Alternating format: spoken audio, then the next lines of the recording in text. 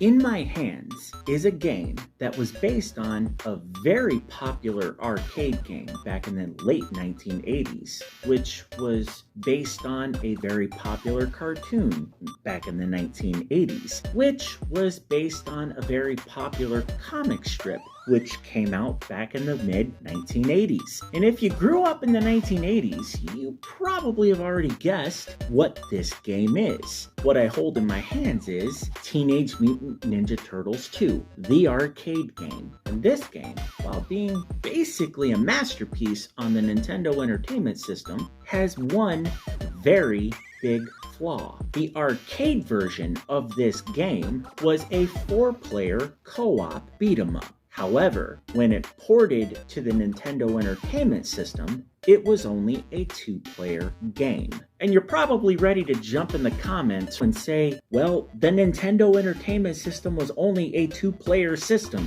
which you would be correct until Nintendo decided to release a peripheral in December of 1989 that allowed you to connect 4 controllers to the Nintendo Entertainment System. It was called the NES Satellite, and it was a wireless peripheral. It connected to the Nintendo Entertainment System through infrared. It took 6 C-cell batteries, and it allowed you to connect 4 controllers to the peripheral and play 4-player games. Nintendo even had some titles launch with the NES Satellite. Titles included Super Spike V-Ball, NES Play Action Football. A third-party developer even threw their name into the hat with an offering based on a wildly popular horror film franchise, A Nightmare on Elm Street, which was a 4-player co-op side-scrolling platformer. 4 months later, Nintendo would release a